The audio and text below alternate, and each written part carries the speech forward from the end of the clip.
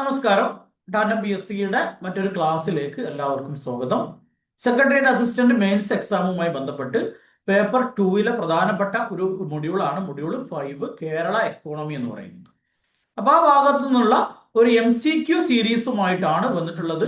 ഒരു 5 ചോദ്യങ്ങളും അത് റിലേറ്റഡ് ആയിട്ടുള്ള ഫാക്റ്റുമാണ് നമ്മൾ ഇന്നത്തെ ക്ലാസ്സിൽ നോക്കാൻ വേണ്ടി പോകുന്നത്. വളരെ ഇമ്പോർട്ടന്റ് ആയിട്ടുള്ള പരീക്ഷയ്ക്ക് പ്രതീക്ഷിക്കാവുന്ന ചോദ്യങ്ങൾ മാത്രമാണ് ഈ ഒരു ഭാഗത്ത് ഉൾപ്പെടുത്തിയിട്ടുള്ളത്. അപ്പൊ നമുക്ക് സമയം കളയാതെ നേരെ ക്ലാസ്സിലേക്ക് പോകാം. അതിനു മുമ്പ് നിങ്ങൾ ടാൻഡം PSC എന്ന് പറയുന്ന ഈ ഒരു ചാനൽ സബ്സ്ക്രൈബ് ചെയ്യാതെയാണ് കാണുന്നതെങ്കിൽ ഇപ്പോൾ തന്നെ ചാനൽ ഒന്ന് സബ്സ്ക്രൈബ് ചെയ്ത് സപ്പോർട്ട് ചെയ്യുക. തൊട്ടടുത്ത് കാണുന്ന ബെല്ലേക്കും കൂടി ഒന്ന് ക്ലിക്ക് ചെയ്ത് കഴിഞ്ഞാൽ നമ്മൾ വീഡിയോ അപ്ലോഡ് ചെയ്യുമ്പോൾ തന്നെ നിങ്ങൾക്ക് നോട്ടിഫിക്കേഷൻ ആയിട്ട് ലഭിക്കും. അതോടൊപ്പം നിങ്ങൾക്ക് ഈ വീഡിയോ ഉപകാരപ്പെട്ടു എന്ന് തോന്നുകയാണെങ്കിൽ മാത്രം നിങ്ങളുടെ കൂട്ടുകാർക്ക് കൂടി ഇതൊന്ന് ഷെയർ ചെയ്ത് സപ്പോർട്ട് ചെയ്യുക. അപ്പൊ ഈ ക്ലാസ് നടന്നുകൊണ്ടിരിക്കുമ്പോൾ നിങ്ങൾ ഇത് എഴുതിയെടുക്കണമെന്നില്ല, നോട്ട് എഴുതിയെടുക്കണമെന്നില്ല. ഇതിന്റെ PDF ടാൻഡം PSC എന്ന ഞങ്ങളുടെ ടെലഗ്രാം ചാനലിൽ അപ്ലോഡ് ചെയ്യും നോട്ട്സിന്റെ. അപ്പൊ ആ നോട്ട്സ് ലഭിക്കാൻ വേണ്ടി അതിന്റെ ലിങ്ക്, ടെലഗ്രാം ചാനലിന്റെ ലിങ്ക് ഡിസ്ക്രിപ്ഷൻ ബോക്സിൽ കൊടുക്കും. അപ്പൊ താല്പര്യമുള്ള ആളുകൾക്ക്, നോട്ട് വേണമെന്ന് തോന്നുന്ന ആളുകൾക്ക് ലിങ്ക് ഉപയോഗിച്ചുകൊണ്ട് ചാനലിൽ ജോയിൻ ചെയ്ത് കഴിഞ്ഞാൽ ഇതിന്റെ നോട്ട്സ് ലഭിക്കും. അപ്പൊ നമുക്ക് നേരെ ക്ലാസ്സിലേക്ക് പോവാം. ഇതാണ് ഈ മൊഡ്യൂൾ 5ന്റെ സിലബസ്. 15 മാർക്കാണ് ഈ ഭാഗത്ത് നിന്നുള്ളത്. പക്ഷെ 15 മാർക്കിന് വേണ്ടി വളരെ കുറച്ച് ടോപ്പിക്കേ നമുക്ക് പഠിക്കാനുള്ളൂ. ഞാൻ എപ്പോഴും പറയാറുണ്ട്, ഒരു ഹിസ്റ്ററിയോ ജോഗ്രഫിയോ ഒക്കെ അപേക്ഷിച്ച് നോക്കുമ്പോൾ ഒരു വളരെ കുറഞ്ഞ മാർക്ക്. ഹിസ്റ്ററിക്ക് 7 മാർക്കാണ് ഉള്ളത്. 7 മാർക്ക് ഹിസ്റ്ററി കിട്ടണമെങ്കിൽ നമുക്ക് എന്തൊക്കെ പഠിക്കണം? കേരള ഹിസ്റ്ററി പഠിക്കണം, ഇന്ത്യൻ ഹിസ്റ്ററി പഠിക്കണം, വേൾഡ് ഹിസ്റ്ററി പഠിക്കണം. അത്രയും പഠിച്ചാലേ ഒരു 7 മാർക്ക് കിട്ടുള്ളൂ. എന്നാൽ ഇവിടെ അങ്ങനെയല്ല. ഇവിടെ 15 മാർക്കിന് നമുക്ക് വളരെ കുറച്ച് പഠിക്കാനുള്ളൂ. അതുകൊണ്ട് തന്നെ ഈ ഭാഗത്ത് നിന്ന് ഒരു മാർക്ക് പോലും നഷ്ടപ്പെടുത്താതെ മാക്സിമം വാങ്ങിയെടുക്കാനുള്ള ശ്രമങ്ങളായിരിക്കണം ഈ ഒരു മെയിൻസ് എക്സാമിന് തയ്യാറെടുക്കുന്ന ആളുകൾ. ഇനിയുള്ള ദിവസങ്ങൾ, ഇനി ഒരു 1.5 മാസം കഷ്ടിച്ചേ ഉള്ളൂ അല്ലെ. അപ്പൊ ആ ഒരു കുറഞ്ഞ ദിവസം കൊണ്ട് നമുക്ക് മാക്സിമം നമ്മൾ ഈ ഒരു പേപ്പർ 2 നിന്ന് മാർക്ക് സ്കോർ ചെയ്യാൻ വേണ്ടി ശ്രമിക്കുക. സമയം കളയുന്നില്ല, നേരെ ക്ലാസ്സിലേക്ക് പോകാം. ഇവിടെ നമ്മൾ ഇന്ന് ഡിസ്കസ് ചെയ്യുന്ന ടോപ്പിക് ഇവിടെ ലാൻഡ് യൂസ് പാറ്റേൺ എന്ന് പറയുന്ന ഒരു ഭാഗമുണ്ട്. ലാൻഡ് യൂസ് പാറ്റേൺ അതുമായിട്ട് ബന്ധപ്പെട്ട ഒരു ക്ലാസ് ആണ്. അപ്പൊ നമുക്ക് നേരെ ക്വസ്റ്റ്യനിലേക്ക് പോകാം. ഒന്നാമത്തെ ക്വസ്റ്റ്യൻ നോക്കാം.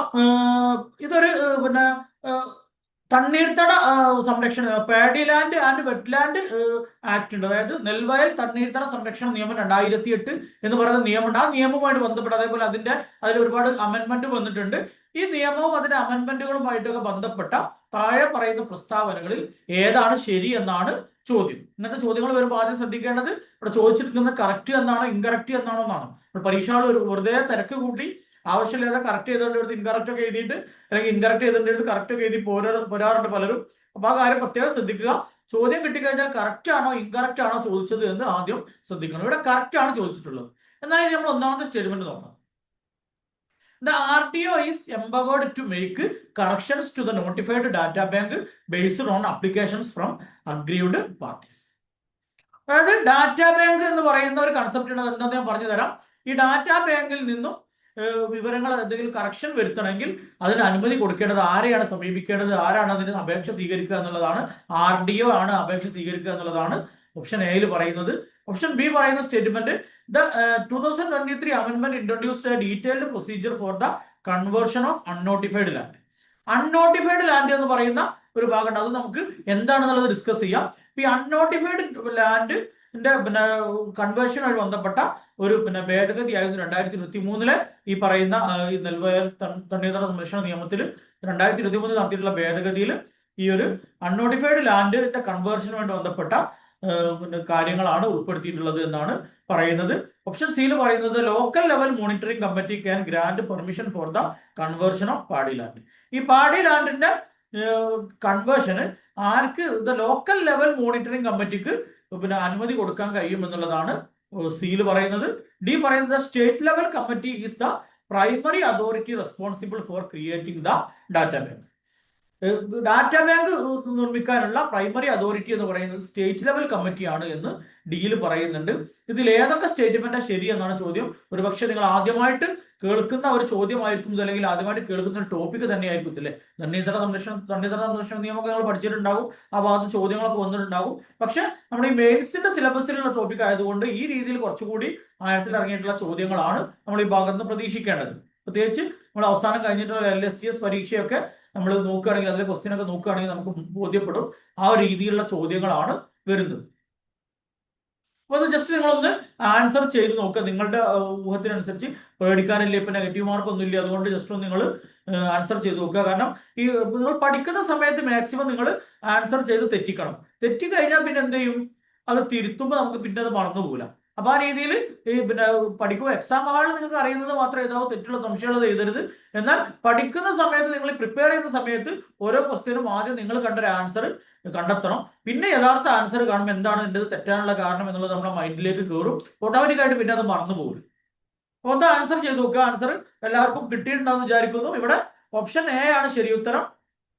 ബാക്കിയുള്ള സ്റ്റേറ്റ്മെന്റിലൊക്കെ ഓരോ തെറ്റുകളുണ്ട്. എന്താണ് തെറ്റ് എന്നുള്ളത് നമുക്ക് ഡീറ്റെയിൽ ആയിട്ട് പറയാം. ഇവിടെ RTO is empowered to make corrections to the notified data bank. അതായത് ഓൾറെഡി നോട്ടിഫൈ ചെയ്ത ഡാറ്റ ബാങ്കിൽ എന്തെങ്കിലും ഒരു കറക്ഷൻ വരുത്തണമെങ്കിൽ അതിന് അപേക്ഷ സമർപ്പിക്കേണ്ടത്, അപേക്ഷ സ്വീകരിക്കുന്നത് ആരാണ്? RTO ആണ് എന്നുള്ളതാണ് ഇവിടെ ശരിയായിട്ടുള്ള സ്റ്റേറ്റ്മെന്റ്. ഇത് പിന്നീട് ഭേദഗതിയിൽ കൂട്ടിച്ചേർത്തതാണ്, നമുക്ക് പിന്നീട് പറയാം. രണ്ടാമത്തെ സ്റ്റേറ്റ്മെന്റിന്റെ കേസിൽ 2023 amendment introduced a detailed procedure for the conversion of unnotified land എന്നുള്ളതാണ്. അത് തെറ്റായിട്ടുള്ള സ്റ്റേറ്റ്മെന്റ് ആണ്. അത് 2023 അത് പിന്നെ ഉൾപ്പെടുത്തിയിട്ടുള്ളത് നമുക്ക് പറയാം. പിന്നെ സി എന്ന് പറയുന്നത് local level monitoring committee grand permission for the conversion എന്നാണ് പറയുന്നത്. അത് ഇല്ല. ലോക്കൽ ലെവൽ പിന്നെ അത് മോണിറ്ററിംഗ് കമ്മിറ്റിക്ക് ഒരുപാട് അധികാരങ്ങൾ ഉണ്ടായിരുന്നു. അധികാരങ്ങളൊക്കെ പിന്നീട് ഓരോ ഭേദഗതിയിൽ എടുത്തു കളയുന്നുണ്ട്. അപ്പൊ ഇപ്പൊ നിലവിൽ ലോക്കൽ ലെവൽ മാനേജ്മെന്റ് മോണിറ്ററിംഗ് കമ്മിറ്റിക്ക് അത്ര വലിയ അധികാരങ്ങളും കാര്യങ്ങളും ഒന്നും ഇല്ല എന്നുള്ള കാര്യം കൂടി ഓർത്തു വെക്കുക. പിന്നെ അവസാനത്തത് state level committee is the primary authority responsible for creating data bank. അല്ല, ഈ ഡാറ്റാ ബാങ്ക് ക്രിയേറ്റ് ചെയ്യാനുള്ള പ്രൈമറി അതോറിറ്റി എന്ന് പറയുന്നത് അത് നമ്മൾ നേരത്തെ പറഞ്ഞ ലോക്കൽ ലെവൽ മോണിറ്ററിംഗ് കമ്മിറ്റി ആയിരുന്നു. അവരാണ് ഡാറ്റാ ബാങ്ക് ക്രിയേറ്റ് ചെയ്തിട്ടുള്ളത്. ഡാറ്റാ ബാങ്ക് എല്ലായിടത്തും ക്രിയേറ്റ് ചെയ്ത് കഴിഞ്ഞു. ഇനി അതിൽ വരുത്തുക കറക്ഷൻസ് ആണ്. അപ്പോൾ ഡീറ്റെയിൽഡ് ആയിട്ട് കാര്യങ്ങൾ നോക്കാം.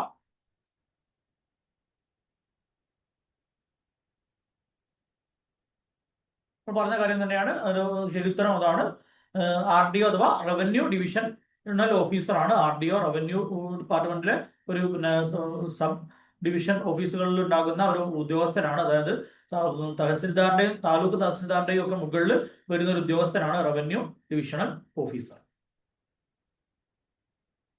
This is a key change brought about by the Kerala Conversion of Paddyland and Wetland Act 2018. Kerala തണ്ണീർത്തട സംരക്ഷണ നിയമം 2008 വന്നത് നമ്മൾ പറഞ്ഞു. ഈ നിയമം 2018 ഭേദഗതി ചെയ്ത സമയത്താണ് ഈ പറയുന്ന റവന്യൂ ഡിവിഷണൽ ഓഫീസർക്ക് ഈ അധികാരം കൊടുത്തുകൊണ്ടുള്ള ഭേദഗതി വരുത്തിയത്. ഇനീഷ്യൽ ഡാറ്റാ ബാങ്ക് ക്രിയേഷൻ, തുടക്കത്തിൽ ഡാറ്റാ ബാങ്ക് ക്രിയേറ്റ് ചെയ്യാനുള്ള അധികാരം ആർക്കായിരുന്നു അവിടെ പറയുന്നുണ്ട്. അതായത് 2008 ഒറിജിനൽ ആക്ട് പ്രകാരം ഡാറ്റാ ബാങ്ക് ഉണ്ടാക്കാനുള്ള ഇനീഷ്യൽ ഡാറ്റാ ബാങ്ക് ക്രിയേഷൻ ആണ്. അതായത് ആദ്യമായിട്ട് ഡാറ്റാ ബാങ്ക് ക്രിയേറ്റ് ചെയ്യാനുള്ള അധികാരം ആർക്കായിരുന്നു കൊടുത്തിട്ടുണ്ടായിരുന്നത്? ലോക്കൽ ലെവൽ മോണിറ്ററിംഗ് കമ്മിറ്റിക്കായിരുന്നു. നമ്മൾ നേരത്തെ പറഞ്ഞ ലോക്കൽ ലെവൽ മോണിറ്ററിംഗ് കമ്മിറ്റിക്കായിരുന്നു ഈ അധികാരം കൊടുത്തിട്ടുണ്ടായിരുന്നത്. ലോക്കൽ ലെവൽ മോണിറ്ററിംഗ് കമ്മിറ്റി എന്ന് പറഞ്ഞാൽ തദ്ദേശ സ്വയംഭരണ സ്ഥാപന അധ്യക്ഷൻ അഥവാ ഗ്രാമപഞ്ചായത്ത് ആണെങ്കിൽ ഗ്രാമപഞ്ചായത്ത് പ്രസിഡന്റ്, മുനിസിപ്പാലിറ്റി ആണെങ്കിൽ മുനിസിപ്പാലിറ്റിയുടെ ചെയർമാൻ, കോർപ്പറേഷൻ ആണെങ്കിൽ കോർപ്പറേഷന്റെ മേയർ, അവർ ചെയർമാൻ ആയിട്ടുള്ള ഒരു സമിതിയാണ് ലോക്കൽ ലെവൽ മോണിറ്ററിംഗ് കമ്മിറ്റി എന്ന് പറയുന്നത്. അതിൽ കൃഷി ഓഫീസർ, വില്ലേജ് ഓഫീസർമാരൊക്കെ അംഗങ്ങളാണ്. ആ രീതിയിലുള്ള ഒരു കമ്മിറ്റിയാണ് ലോക്കൽ ലെവൽ മോണിറ്ററിംഗ് കമ്മിറ്റി. ഈ കമ്മിറ്റിക്കായിരുന്നു 2008 തണ്ണീർത്തട സംരക്ഷണ നിയമപ്രകാരം ഈ ഡാറ്റാ ബാങ്ക് ആദ്യമായിട്ട് ക്രിയേറ്റ് ചെയ്യാനുള്ള അനുമതി ഉണ്ടായിരുന്നത്. ഇപ്പോൾ ഇത് കറക്ഷനായിട്ട് ബന്ധപ്പെട്ട അധികാരം ആർക്ക് കൊടുത്തു? RDOക്ക് കൊടുത്തിട്ടുണ്ട്. ഇവർക്ക് ഇനി അതിൽ റോളൊന്നുമില്ല. ഇപ്പോൾ പറഞ്ഞ കാര്യം തന്നെയാണ്. 2018 ഭേദഗതി പ്രകാരം പിന്നെ എന്ത് ചെയ്തു? Allows individuals whose land has been wrongly included in the notified data bank to file an application to the revenue divisional officer. അപ്പൊ അങ്ങനെ തെറ്റായിട്ട് പിന്നെ ഡാറ്റാ ബാങ്കിൽ ഭൂമി കിടക്കുന്നുണ്ടെങ്കിൽ, ഏതെങ്കിലും ഭൂമിയൊക്കെ ഇങ്ങനെ തെറ്റായിട്ട് കയറി പോയിട്ടുണ്ടെങ്കിൽ അത് നീക്കം ചെയ്യാൻ വേണ്ടി ആർക്ക് അപേക്ഷ കൊടുക്കാം? RDOക്ക് അഥവാ റവന്യൂ ഡിവിഷണൽ ഓഫീസർക്ക് അപേക്ഷ കൊടുക്കാം.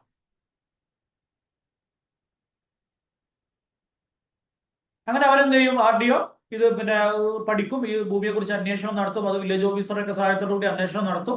അന്വേഷണം നടത്തിയിട്ട് ഇത് ഇയാൾ പറഞ്ഞത് ശരിയാണ്, ഇത് തെറ്റായിട്ടാണ് ഡാറ്റാ ബാങ്കിൽ ഉൾപ്പെട്ടത് എന്ന് ബോധ്യപ്പെടുന്ന പക്ഷം എന്ത് ചെയ്യും? അതിൽ നിന്ന് ഒഴിവാക്കാനുള്ള നടപടികൾ സ്വീകരിക്കുമ്പോൾ കറക്ഷൻ വരുത്താനുള്ള നടപടി RDO ആണ് സ്വീകരിക്കുക. പിന്നെ നമ്മൾ പറഞ്ഞതുപോലെ ആദ്യമായിട്ട് പ്രൈമറി അതോറിറ്റി ആരാണ് ഡാറ്റാ ബാങ്ക് ഉണ്ടാക്കാൻ? അത് ലോക്കൽ ലെവൽ മോണിറ്ററിംഗ് കമ്മിറ്റിയാണ്. അപ്പൊ എന്താണ് ഈ ഡാറ്റാ ബാങ്ക് എന്ന് പറഞ്ഞാൽ? എന്താണ് ഡാറ്റാ ബാങ്ക് എന്ന് പറഞ്ഞു കഴിഞ്ഞാൽ? പിന്നെ ഈ പറയുന്ന പാഡി ലാൻഡിന്റെയും അതേപോലെ വെറ്റ് ലാൻഡിന്റെയും ഒക്കെ ഡീറ്റെയിൽസ് അടങ്ങിയിട്ടുള്ള ഒരു രജിസ്റ്ററാണ്. ഓരോ തദ്ദേശ സ്ഥാപന തലത്തിലും അങ്ങനെ ഒരു രജിസ്റ്റർ തയ്യാറാക്കും. ആ ഒരു തദ്ദേശ സ്ഥാപന പ്രദേശത്ത് എത്ര ഭൂമി, ഏതൊക്കെ ഭൂമികളാണ് പിന്നെ വെറ്റ്ലാൻഡ് ഉള്ളത്, അല്ലെങ്കിൽ ഏതൊക്കെ ഭൂമിയാണ് പാഡി ലാൻഡ് ആയിട്ടുള്ളത് എന്നുള്ള കാര്യങ്ങളൊക്കെയുള്ള ഒരു ലിസ്റ്റാണ്, ഒരു ഡാറ്റാബേസ് ആണ് ഈ ഡാറ്റാബേസ്. പിന്നെ നമ്മൾ പറഞ്ഞു ഓപ്ഷനിൽ കണ്ടൊരു പോയിന്റ് ആണല്ലേ, അൺനോട്ടിഫൈഡ് ലാൻഡ് പിന്നെ കൺവേർഷനുമായിട്ട് ബന്ധപ്പെട്ട് 2023 2018 ഭേദഗതിയിലാണ് ഈ അൺനോട്ടിഫൈഡ് ലാൻഡ്. എന്താണ് ഈ അൺനോട്ടിഫൈഡ് ലാൻഡ് എന്ന് പറഞ്ഞാൽ? അൺനോട്ടിഫൈഡ് ലാൻഡ് എന്ന് പറഞ്ഞു കഴിഞ്ഞാൽ ഇത് ടാക്സ് രജിസ്റ്ററിൽ എന്താണ് ഓക്കെ, അത് നമ്മൾ അടുത്ത ഒരു ക്വസ്റ്റ്യനിൽ നമ്മൾ ഡീറ്റെയിൽ ആയിട്ട് പറയുന്നുണ്ട്. അപ്പൊ നമുക്ക് വിശദീകരിക്കാം. Okay. The 2023 amendment was a minor change focused on clarifying the definition of the RTO. ഈ RTO ആരാണ് എന്നുള്ളത് കൃത്യമായിട്ട് ഡിഫൈൻ ചെയ്യുന്നതുമായിട്ട് ബന്ധപ്പെട്ട ഒരു മോഡിഫിക്കേഷൻ ആണ് 2023 ഈ തണ്ണീർത്തട സംരക്ഷണ നിയമത്തിൽ വന്നിട്ടുള്ളത്. പിന്നെ local level monitoring committee does not have the power to directly grant permission for land conversion. It can only make recommendation. ഇപ്പൊ നിലവിൽ റെക്കമെൻഡേഷൻ ചെയ്യാൻ മാത്രമുള്ള അധികാരമേ അവർക്ക് ഉണ്ടായിരുന്നുള്ളൂ. എന്തില്ല, മാറ്റം വരുത്താൻ അനുമതി കൊടുക്കാൻ ലോക്കൽ ലെവൽ മോണിറ്ററിംഗ് കമ്മിറ്റിക്ക് അധികാരമില്ല. The power to grant such permission lies with the higher authorities. അടുത്ത ക്വസ്റ്റ്യൻ നോക്കുന്നതിന് മുമ്പ് ടാറ്റ PSCയുടെ സെക്രട്ടേറിയറ്റ് മെയിൻസിന് തയ്യാറെടുക്കുന്നവർക്ക് വേണ്ടിയുള്ള ഒരു ക്രാഷ് ബാച്ച് നമ്മൾ പിന്നെ ആരംഭിക്കുന്നുണ്ട്. ഓഗസ്റ്റ് 21 മുതൽ സെപ്റ്റംബർ 20 വരെയാണ് ബാച്ച്. ഒരു 599 രൂപ മാത്രം ഫീസുള്ള, പ്രത്യേകിച്ച് എല്ലാ പേപ്പർ 2 എല്ലാ ടോപ്പിക്കിൽ നിന്നും പിന്നെ നേരത്തെ PSC ചോദിച്ചിട്ടുള്ള, UPSCയിൽ ചോദിച്ചിട്ടുള്ള ചോദ്യങ്ങൾ, അതേപോലെ ഇനി ചോദിക്കാൻ സാധ്യതയുള്ള പുതിയ PSCയുടെ സ്റ്റേറ്റ്മെന്റ് ടൈപ്പ് ക്വസ്റ്റ്യൻ അടക്കമുള്ള കാര്യങ്ങൾ നമ്മൾ ഡിസ്കസ് ചെയ്യും. അതോടൊപ്പം തന്നെ അതുമായിട്ട് റിലേറ്റഡ് ആയിട്ട് നമ്മൾ ഇപ്പോൾ ഡിസ്കസ് ചെയ്തതുപോലെ തന്നെ ഓരോ ക്വസ്റ്റ്യൻ പഠിക്കുന്ന സമയത്തും ആ ക്വസ്റ്റ്യനിലുള്ള ഓപ്ഷനുകൾ, അതേപോലെ ക്വസ്റ്റ്യനിൽ പറഞ്ഞിരിക്കുന്ന കാര്യങ്ങൾ എന്താണ് എന്നുള്ളതിനെ ഡീറ്റെയിൽഡ് ആയിട്ട് പഠിച്ചുകൊണ്ട്, അതുമായിട്ട് റിലേറ്റഡ് ആയിട്ടുള്ള ഫാക്ടുകളൊക്കെ പഠിച്ചുകൊണ്ട് അത്യാവശ്യം എക്സാമിന് മാർക്ക് പേപ്പർ 2 നിന്ന് സ്കോർ ചെയ്യാൻ പറ്റുന്ന, ഇതുവരെ പഠിച്ചു തുടങ്ങാത്തവർക്ക് പോലും പേപ്പർ 2 നന്നായി മാർക്ക് സ്കോർ ചെയ്യാൻ പറ്റുന്ന രീതിയിലുള്ള ഒരു മൊഡ്യൂളാണ് ഇതിനു വേണ്ടി തയ്യാറാക്കിയിട്ടുള്ളത്. നമ്മുടെ LSCSന്റെ കോഴ്സ് ഒക്കെ ഫോളോ ചെയ്ത ആളുകൾക്ക് അറിയാം. ഒരു 1.5 മാസത്തെ ഒരു ക്രാഷ് ബാച്ചിലൂടെയാണ് നമ്മൾ 40 ചോദ്യങ്ങളായിരുന്നു എന്ന ടഫ് എക്സാമിനേഷനിൽ നമ്മൾ ഡിസ്കസ് ചെയ്ത ഭാഗത്ത് മാത്രം വന്നത്. അത്രയും ഒരു ടഫ് എക്സാമിനേഷൻ ആയിട്ട് പോലും ഒരു 40 ചോദ്യങ്ങൾ തന്നെ നമ്മുടെ 1.5 മാസത്തെ ക്ലാസ്സിൽ നിന്ന് വന്നിട്ടുണ്ടായിരുന്നു. ആ രീതിയിൽ മാക്സിമം ഈ പേപ്പർ 2 നിന്ന് നിങ്ങൾക്ക് മാർക്ക് സ്കോർ ചെയ്യാൻ പറ്റുന്ന ഒരു ബാച്ചാണ് ഈ പറയുന്ന ക്രാഷ് ബാച്ച്. അതിൽ നമ്മൾ ഷുവർ ഷോട്ട് MCQ സീരീസ് ഉണ്ട്, അതേപോലെ PYQ ഡിസ്കഷൻ ഉണ്ട്, KPSC അതേപോലെ UPSC പരീക്ഷകൾ ചോദിച്ചിട്ടുള്ള ചോദ്യങ്ങൾ, അതിന് സമാനമായിട്ടുള്ള കാര്യങ്ങൾ ഒക്കെ ഉണ്ട്. അതേപോലെ ഓരോ ടോപ്പിക്കിന്റെയും റിവിഷൻ നോട്ടുകളുണ്ട്. ഈ നോട്ട്സ് ഒക്കെ ഡൗൺലോഡബിൾ PDF ഫോർമാറ്റിലായിരിക്കും നിങ്ങൾക്ക് ലഭിക്കുക. അതേപോലെ ലൈവ് ക്ലാസ്സുകൾ ഉണ്ടാകും. ലൈവ് ക്ലാസ് കാണാൻ പറ്റാത്ത ആളുകൾക്കും റെക്കോർഡഡ് ക്ലാസ്സുകളും ഉണ്ടാകും. ആ രീതിയിൽ മാക്സിമം ഈ ഒരു വരുന്ന ഒരു മാസം മാക്സിമം യൂട്ടിലൈസ് ചെയ്യാൻ വേണ്ടി, പരീക്ഷയ്ക്ക് ഒരുങ്ങാൻ വേണ്ടിയുള്ള ഒരു ബാച്ചാണ് ക്രാഷ് ബാച്ച്. തീർച്ചയായിട്ടും നിങ്ങളെ ഉയർന്ന റാങ്കിൽ എത്താൻ ഈ ഒരു കോഴ്സ് സഹായിക്കും. അപ്പോൾ താല്പര്യമുള്ള ആളുകൾ ഇവിടെ കൊടുത്തിരിക്കുന്ന നമ്പറിൽ 7034327690 എന്നുള്ള നമ്പറിൽ കോൾ ചെയ്യുക, അല്ലെങ്കിൽ 9544166690 എന്ന ഈ നമ്പറിൽ വാട്സപ്പ് ചെയ്യുകയോ ചെയ്ത് കഴിഞ്ഞാൽ ഇതിന്റെ കോഴ്സിന്റെ കൂടുതൽ ഡീറ്റെയിൽസ് നിങ്ങൾക്ക് അറിയാൻ പറ്റും.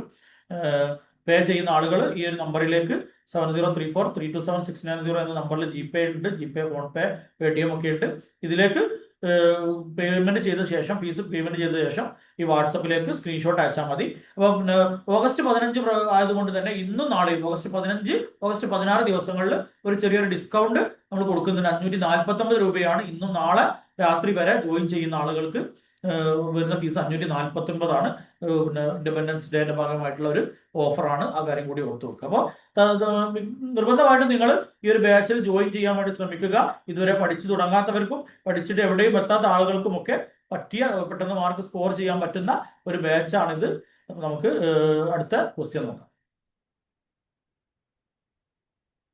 According to the Kerala conservation of paddy land and wetland അമെൻമെന്റ് ആക്ട് 2018, 2018 അമെൻമെന്റ് ആക്ടുമായിട്ട് ബന്ധപ്പെട്ട, അതായത് ഈ തണ്ണീർത്തട നെൽവയൽ സംരക്ഷണ നിയമവുമായിട്ട് ബന്ധപ്പെട്ട അതിന്റെ 2018 അമെൻമെന്റുമായിട്ട് ബന്ധപ്പെട്ട ഒരു ചോദ്യമാണ്. എബൌട്ട് അൺനോട്ടിഫൈഡ് ലാൻഡുമായിട്ട് ബന്ധപ്പെട്ട ഒരു സ്റ്റേറ്റ്മെന്റ് ആണ് താഴെ പറയുന്നത്. ഏതാണ് ശരി എന്നാണ് ചോദ്യം. It is land that was previously paddy land but has been converted before 2008. അതായത് അൺനോട്ടിഫൈഡ് ലാൻഡ് എന്ന് പറഞ്ഞാൽ 2008 മുമ്പ് തരം മാറ്റിയ നേരത്തെ നെൽവയലായിരുന്നു 2008 മുമ്പ് തരം മാറ്റിയിട്ടുള്ള അത്തരം ഭൂമിയാണ് അൺനോട്ടിഫൈഡ് ലാൻഡ് കൊണ്ട് ഉദ്ദേശിക്കുന്നത് എന്നാണ് ഓപ്ഷൻ എയിൽ പറയുന്നത്. ഓപ്ഷൻ ബിയിൽ പറയുന്നു the owner of unnotified land must approach the LLMC to get permission for its conversion. അത് ഈ അൺനോട്ടിഫൈഡ് ലാൻഡ് കൺവേർട്ട് ചെയ്യാൻ വേണ്ടി എന്ത് ചെയ്യണം എന്നാ പറയുന്നത്? ലോക്കൽ ലെവൽ മാനേജ്മെന്റ് കമ്മിറ്റിക്ക് മുമ്പാകെ അപേക്ഷ കൊടുക്കണം എന്നുള്ളതാണ് ബിയിൽ പറയുന്നത്. സി പറയുന്നത് to convert unnotified land the owner must apply to the revenue divisional officer and pay a fee എന്നാണ് സിയിൽ പറയുന്നത്. അതായത് RDOക്ക് അൺനോട്ടിഫൈഡ് ലാൻഡിന്റെ കാര്യമാണ് പറഞ്ഞത്. കഴിഞ്ഞ ക്വസ്റ്റ്യനിൽ നമ്മൾ പറഞ്ഞിട്ടുള്ളത് ഡാറ്റാ ബാങ്കിൽ ഉൾപ്പെട്ട ഭൂമിയെ കുറിച്ചിട്ടാണ്. ഇത് അൺനോട്ടിഫൈഡ് ലാൻഡിനെ കുറിച്ചിട്ടാണ് പറയുന്നത് കേട്ടോ. അൺനോട്ടിഫൈഡ് ലാൻഡ് എന്താണെന്നുള്ളത് നമുക്ക് പറയാം. അപ്പൊ ഓണർ RDOക്ക് ഒരു ഫീസ് അടച്ചുകൊണ്ട് അപേക്ഷ കൊടുക്കണം എന്നുള്ളതാണ് സിയിൽ പറയുന്നത്. ഡി പറയുന്നത് unnotified land can be converted for any purpose without any restriction provided it is less than 25 cent. 25 സെന്റിൽ താഴെയുള്ള ഭൂമിയേ ഉള്ളൂ എങ്കിൽ അൺനോട്ടിഫൈഡ് ലാൻഡ് ഏത് ആവശ്യത്തിനും തരം മാറ്റം വരുത്താം എന്നുള്ളതാണ് ഓപ്ഷൻ ഡിയിൽ പറയുന്നത്. ഇത് ഏതാണ് ശരിയുത്തരം എന്നുള്ളത് നിങ്ങളൊന്ന് ആൻസർ ചെയ്ത് നോക്കുക.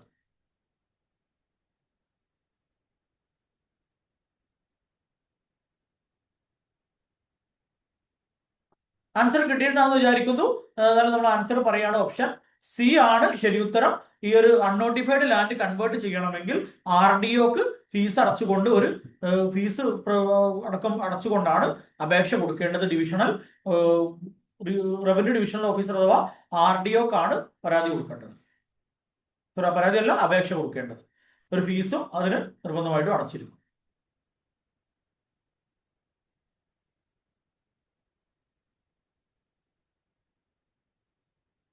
അപ്പൊ എന്താണ് അൺനോട്ടിഫൈഡ് ലാൻഡ്? നമ്മൾ നേരത്തെ ഓപ്ഷന് ഒരു ഇത് കണ്ടിരുന്നു അല്ലെ?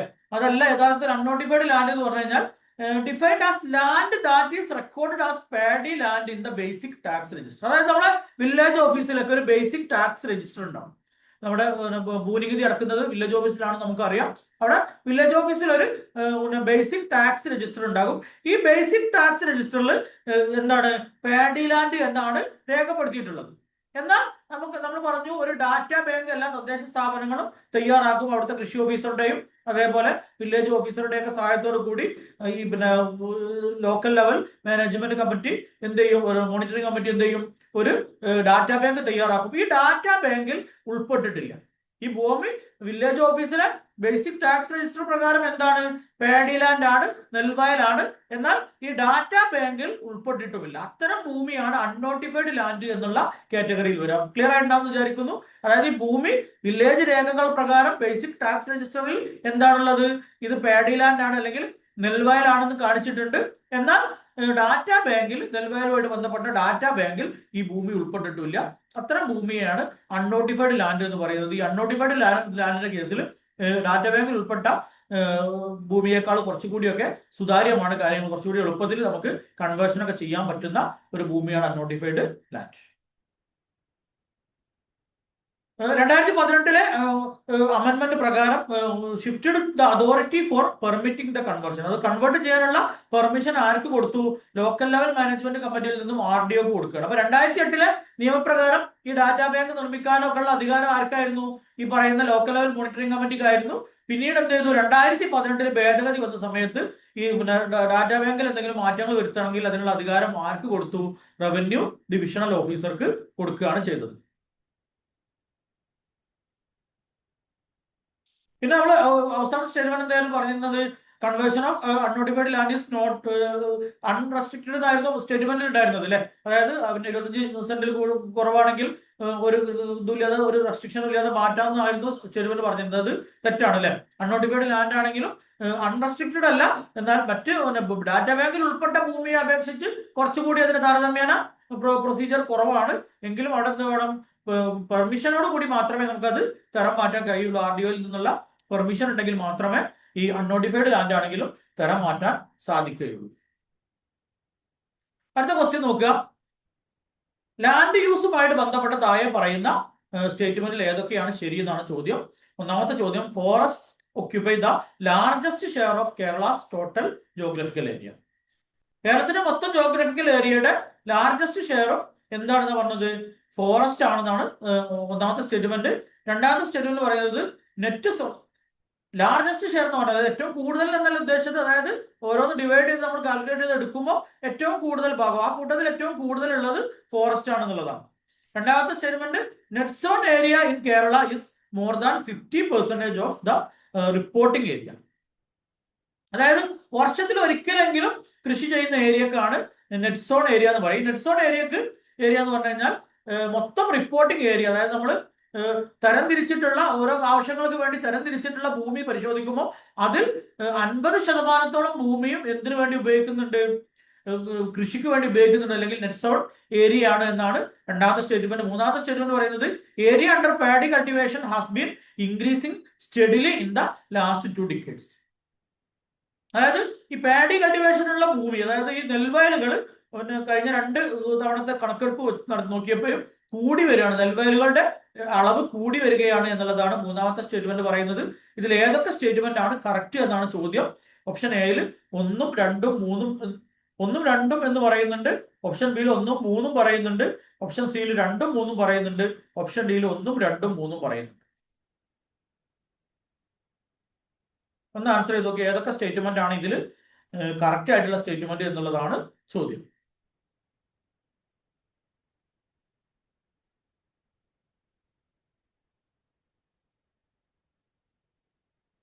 നമ്മൾ നോക്കാം. ഇവിടെ forest occupy largest share of Kerala's total geographical area എന്നുള്ളത് കറക്റ്റ് ആണ്, ശരിയായിട്ടുള്ള സ്റ്റേറ്റ്മെന്റ് ആണ്. രണ്ടാമത്തെ സ്റ്റേറ്റ്മെന്റ് നെറ്റ് സോൺ ഏരിയ, അതും ശരിയാണ്. 50% കൂടുതൽ മൊത്തം തരംതിരിച്ചിരിക്കുന്ന ഭൂമി നോക്കുമ്പോൾ 50% കൂടുതലും കൃഷിക്ക് വേണ്ടി ഉപയോഗിക്കുന്നുണ്ട്, വർഷത്തിൽ ഒരിക്കലെങ്കിലും കൃഷി ചെയ്യുന്നുണ്ട്. പിന്നെ area under paddy cultivation has been increasing, അത് തെറ്റാണ് അല്ലെ. ഇൻക്രീസിങ് അല്ല, എന്താണ്, ഡിക്രീസിങ് ആണ് അല്ലെ. നെൽവയലുകളുടെ അളവ് കുറഞ്ഞു വരികയാണ്, കൂടി വരുന്നില്ല. പുതിയ നെൽവയലുകൾ സൃഷ്ടിക്കല്ല, ഉള്ള നെൽവയലുകൾ തന്നെ തരം മാറ്റിക്കൊണ്ടിരിക്കുകയാണ്. പല റെസിഡൻഷ്യൽ ആവശ്യങ്ങൾക്കടക്കം ജനസംഖ്യ കൂടുന്നതിനനുസരിച്ച് തരം മാറ്റിക്കൊണ്ടിരിക്കുകയാണ്. അപ്പൊ മൂന്നാമത്തെ സ്റ്റേറ്റ്മെന്റ് തെറ്റാണ്. അപ്പോൾ 1 and 2 ഓൺലി ആണ് ശരി. ഓപ്ഷൻ എ ആണ് ശരി ഉത്തരം.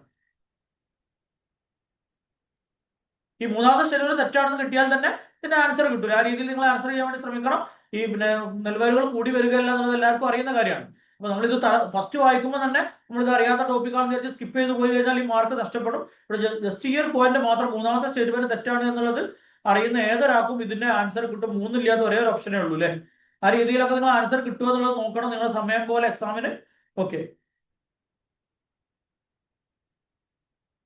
According to the Forest Survey of India, forest cover accounts for approximately 28 to 30% of the total geographical area. അപ്പൊ നിങ്ങൾക്ക് സംശയം ഉണ്ടാകും, കൂടുതലെന്ന് നമ്മൾ പറഞ്ഞിട്ടില്ല എന്ന്. കൂടുതലാണ്, അതായത് നമ്മൾ ഓരോന്നിനു വേണ്ടി താരതമ്യം ചെയ്യുമ്പോൾ, ഓരോ തരമായിട്ട് തിരിക്കുമ്പോൾ ഇൻഡിവിജ്വൽ ആയിട്ട് ഏറ്റവും കൂടുതൽ വരുന്നത് ഈ പറയുന്ന ഫോറസ്റ്റ് ഏരിയ ആണ്. 28 to 30% ഉണ്ട്. മൊത്തമുള്ളതിന്റെ പകുതിയിലധികം എന്നല്ല അതിന്റെ അർത്ഥം. അതായത് ഓരോ നമ്മൾ തരംതിരിക്കുമ്പോൾ കൃഷി ഇതിന് ഇത്ര ഓരോ കാര്യങ്ങൾക്കും വെവ്വേറെ നമ്മൾ കണക്കെടുക്കുമ്പോൾ അതിൽ ഏറ്റവും കൂടുതൽ വരുന്നത് 30% വരുന്ന ഈ ഫോറസ്റ്റ് ഏരിയ തന്നെയാണ്. This is the single largest land use category in Kerala എന്ന് പറയുന്നുണ്ട്. അതാണ് അവിടെ ഇമ്പോർട്ടന്റ് ആയിട്ട് നിങ്ങൾ മനസ്സിലാക്കി വെക്കേണ്ടത്. The net zone area, which includes the total area of land on which crops are grown, is typically around 50 to 55% of Kerala's total geographical area. മൊത്തം geographical ഏരിയയുടെ 50 മുതൽ 55% വരെ എന്തിനു വേണ്ടി ഉപയോഗിക്കുന്നുണ്ട്, ഈ പറയുന്ന കൃഷിക്ക് വേണ്ടി. വർഷത്തിൽ ഒരിക്കലെങ്കിലും കൃഷി ചെയ്യുന്ന ഭൂമിയാണ്. The area under paddy cultivation in Kerala has been steadily decreasing over the last several decades. നമുക്ക് അറിയാവുന്ന കാര്യം തന്നെയാണല്ലേ, നെൽവയലുകൾ കൂടി വരില്ല, കുറഞ്ഞു വരികയാണ് ചെയ്യുന്നത്. This decline is significant concern for the state's food security and ecological balance. നമുക്കറിയാം ഈ നെൽവയലുകൾ കുറഞ്ഞു വരുന്നതിനനുസരിച്ച് 2 പ്രശ്നങ്ങൾ സംഭവിക്കുന്നുണ്ട്. ഒന്ന്, നമ്മുടെ ഭക്ഷ്യസുരക്ഷയെ ബാധിക്കുന്നുണ്ട് അല്ലെ. നെൽവയൽ കുറഞ്ഞു വരുമ്പോൾ ജനസംഖ്യ കൂടുകയാണ്, അതിനനുസരിച്ച് ശരിക്കും വേണ്ടത് കൃഷി ചെയ്യുന്ന സ്ഥലം കൂടി വരികയാണ് വേണ്ടത്, പക്ഷെ കുറഞ്ഞു വരികയാണ്. അതുകൊണ്ട് തന്നെ നമ്മൾ കേരളം എന്ത് ചെയ്യാണ്, ഒരു കൺസ്യൂമർ സ്റ്റേറ്റ് ആയി മാറിക്കൊണ്ടിരിക്കുകയാണ്. വിദേശമല്ല, തമിഴ്നാട്ടിൽ നിന്നൊക്കെ അന്യ സംസ്ഥാനങ്ങളിൽ നിന്നൊക്കെ വാഹനങ്ങൾ വരാതെ, ലോറികൾ വരാതെ നമുക്ക് ഭക്ഷണം കിട്ടൂല എന്നുള്ള ഒരു സാഹചര്യത്തിലേക്ക് പോയിക്കൊണ്ടിരിക്കുകയാണ്. അതോടൊപ്പം തന്നെ എക്കോളജിക്കൽ ബാലൻസിനെയും അത് ബാധിക്കുന്നുണ്ട് അല്ലെ. നമുക്കറിയാം നമ്മുടെ ഭൂമി, നമ്മുടെ എന്താ പറയുക, സസ്റ്റൈനബിൾ ഡെവലപ്മെന്റ് ഗോൾസ് ഒക്കെ നമ്മൾ പരിശോധിക്കുമ്പോൾ നമ്മൾ ചെയ്യുന്നത് ഈ ഒരു ഭൂമി അതിനെ സന്തുലിതാവസ്ഥ പരമാവധി നിലനിർത്താൻ ശ്രമിക്കുക എന്നുള്ളതാണ്. പക്ഷെ ഈ നെൽവയൽ കുറഞ്ഞു വരിക എന്ന് പറഞ്ഞു കഴിഞ്ഞാൽ ഈ എക്കോളജിക്കൽ ബാലൻസിനെ അത് നല്ല രീതിയിൽ അഫക്റ്റ് ചെയ്യുന്നുണ്ട്. പിന്നെ factors contributing to this trend include land conversion for other crops like rubber and coconut, urbanisation and high labour cost. അതായത് പല കാരണങ്ങൾ കൊണ്ടും ഈ നെൽവയലുകൾ എന്ത് ചെയ്യുന്നുണ്ട്, തരംമാറ്റം ചെയ്യപ്പെടുന്നുണ്ട്. അർബനൈസേഷന്റെ ഭാഗമായിട്ട് മാറ്റുന്നുണ്ട്. അതേപോലെ നമുക്കറിയാം ഈ നെല്ലൊക്കെ കൃഷി ചെയ്യുന്ന ആളുകൾക്ക് ഇതിന്റെ കൂലിച്ചെലവ് ഭയങ്കര പ്രതിസന്ധി സൃഷ്ടിക്കുന്ന സംഗതിയാണ്. അതുകൊണ്ട് തന്നെ ഈ കൂലിച്ചെലവ് കൊണ്ട് ഇത് ഒക്കാത്ത സാഹചര്യം വരുമ്പോൾ പലരും ഈ നെൽകൃഷിയൊക്കെ നിർത്തിയിട്ട് മറ്റു കൃഷിയിലേക്ക് മാറുന്നുണ്ട്. അതേപോലെ പലതരത്തിലും ഈ ഒരു എന്ത് ചെയ്യുന്നുണ്ട്, പ്രത്യേകിച്ച് അതിനെ തടയാൻ വേണ്ടി തദ്ദേശ സ്ഥാപനങ്ങൾ വഴി ഈ നെൽകൃഷിക്ക് കൂലിച്ചെലവ് സബ്സിഡി ഒക്കെ കൊടുത്തു വരുന്നുണ്ട്. ഇപ്പോൾ എങ്ങനെയെങ്കിലും ഈ നെൽവയലുകൾ സംരക്ഷിക്കുക എന്നുള്ള ഉദ്ദേശത്തോടു കൂടി. കാരണം നമുക്കറിയാം നമ്മുടെ പ്രധാനപ്പെട്ട ഭക്ഷണം തന്നെ അരിയാണ് അല്ലെ. അപ്പൊ ഈ അരി കിട്ടാതെ വരുമ്പോൾ അല്ലെ അരി ഉത്പാദനം കുറയുമ്പോൾ നമ്മുടെ ഭക്ഷ്യസുരക്ഷയെ നന്നായി ബാധിക്കുന്നുണ്ട്. അതുകൊണ്ട് തന്നെ ഇത് തടയുന്നതിന് വേണ്ടി നെൽവയൽ പ്രത്യേകിച്ച് ലാഭകരമല്ലാത്ത കാരണം കൊണ്ട് നെൽവയലുകൾ കൃഷി ചെയ്ത് നിർത്താതെക്കാൻ വേണ്ടി എന്ത് ചെയ്യുന്നുണ്ട്, തദ്ദേശ സ്ഥാപനങ്ങളിലൂടെ കൂലിച്ചെലവുകൾക്ക് വേണ്ടി സബ്സിഡി ഒക്കെ വിതരണം ചെയ്യുന്നുണ്ട്.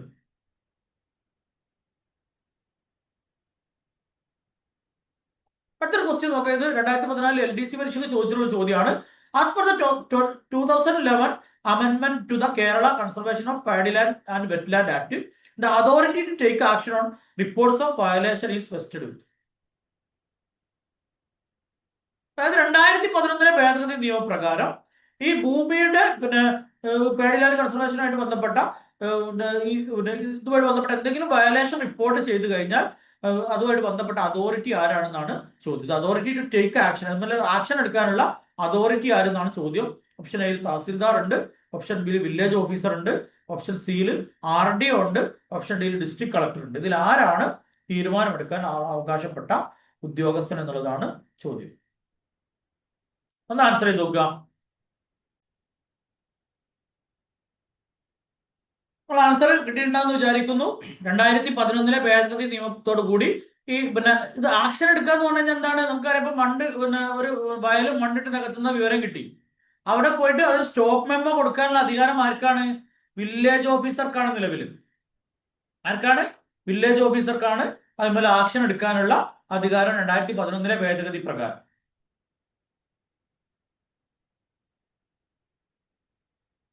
An amendment to the Kerala Conservation of Paddyland Act and Wetland Act 2011 significantly altered the authority for certain actions. 2011 ഭേദഗതിയിൽ ഇങ്ങനത്തെ ചില പ്രത്യേക കാര്യങ്ങൾക്ക് അതോറിറ്റി മാറ്റങ്ങൾ വരുത്തിയിട്ടുണ്ട്.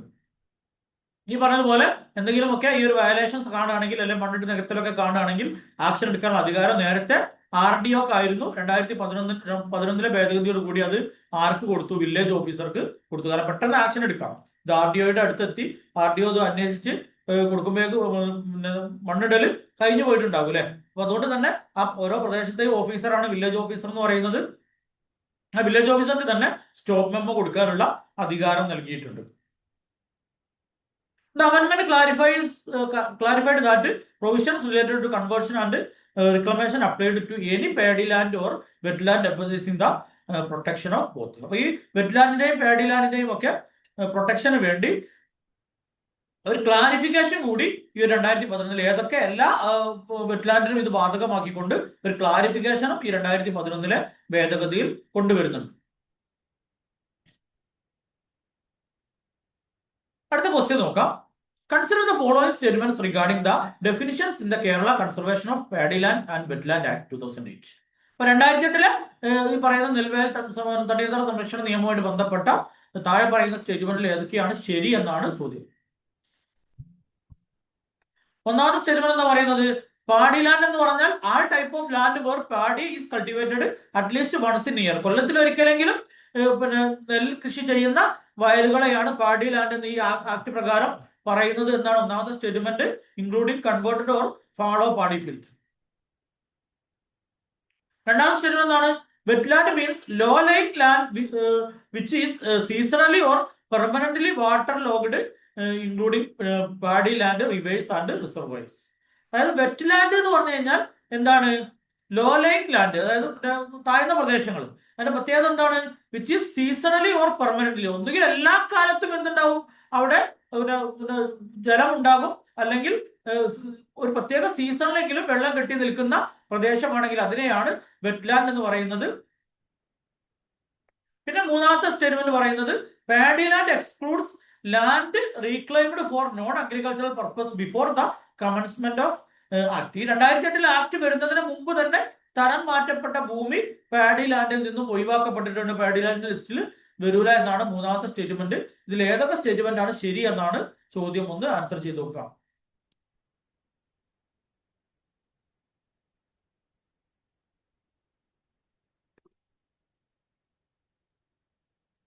എ പറയുന്നത് 1ഉം 2ഉം ശരി എന്നാണ്, ബി പറയുന്നത് 2ഉം 3ഉം ശരി എന്നാണ്, സി പറയുന്നത് 1ഉം 3ഉം ശരി എന്നാണ്, ഡി പറയുന്നത് 3ഉം ശരിയാണെന്നാണ്.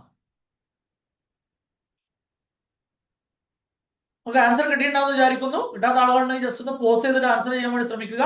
ഇവിടെ ഓപ്ഷൻ ഡി ആണ് ശരി. ഇത്രയും 3 സ്റ്റേറ്റ്മെന്റും ശരിയാണ്. പാഡി ലാൻഡ് എന്ന് പറഞ്ഞു കഴിഞ്ഞാൽ വർഷത്തിൽ ഒരിക്കലെങ്കിലും നെൽകൃഷി ചെയ്യുന്ന ഭൂമിയാണെങ്കിൽ, അല്ലെങ്കിൽ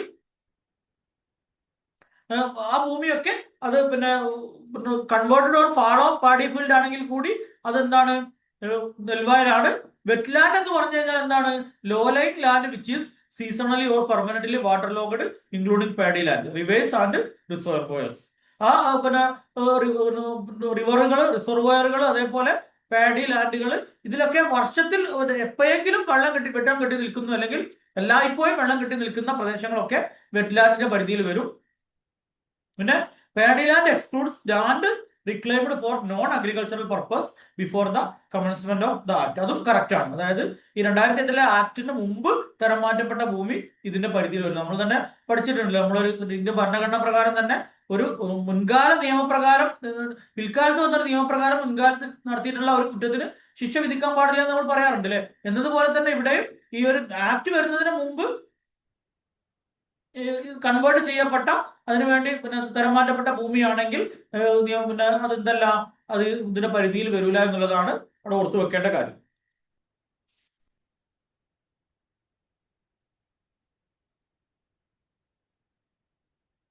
അപ്പോൾ നേരത്തെ പറഞ്ഞ കാര്യം തന്നെയാണ്, അതൊന്ന് വിശദീകരിച്ച് പറഞ്ഞതുള്ളൂ. പാഡി ലാൻഡ് എന്ന് പറയുന്നത് land where paddy is cultivated or was cultivated in the recent past. ഇപ്പൊ കൾട്ടിവേറ്റ് ചെയ്യുക, അല്ലെങ്കിൽ നേരത്തെ കൾട്ടിവേറ്റ് ചെയ്തിരുന്നു. ഇപ്പൊ നെല്ലൊന്നും ഉണ്ടാക്കുന്നില്ല, പക്ഷെ നേരത്തെ നെൽവയലാണ്. ഇപ്പൊ പല കാരണങ്ങൾ കൊണ്ടും നെല്ലുണ്ടാക്കാവുന്നതാണെങ്കിൽ അതും എന്ത് തന്നെയാണ്, പാഡി ലാൻഡ് തന്നെയാണ്, including fallow or water logged paddy field, irrespective of whether cultivation is currently on going. ഇപ്പൊ അവർ കൃഷി ചെയ്യുന്നുണ്ടോ ഇല്ല എന്നുള്ളത് നമ്മളെ ബാധിക്കുന്ന വിഷയമല്ല.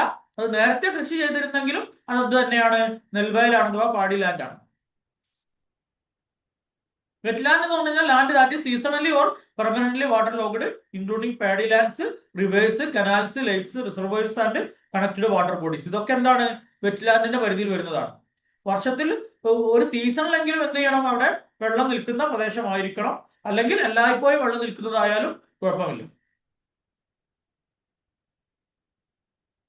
പിന്നെ നമ്മൾ പറഞ്ഞ act excludes land already converted four non agricultural use before it's commencement.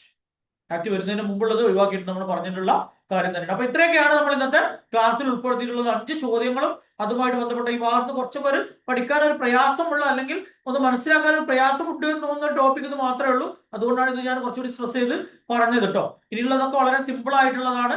ഇത് കുറച്ചൊരു മനസ്സിലാക്കി വെക്കാൻ, പരസ്പരം കൺഫ്യൂഷൻ ഒക്കെ വരാൻ സാധ്യതയുള്ള ഒരു ഭാഗമായതുകൊണ്ടാണ് ഇത് ഇത്ര ഡീറ്റെയിൽ ആയിട്ട് തന്നെ ഈ ഒരു ഭാഗം പറഞ്ഞിട്ടുള്ളത്.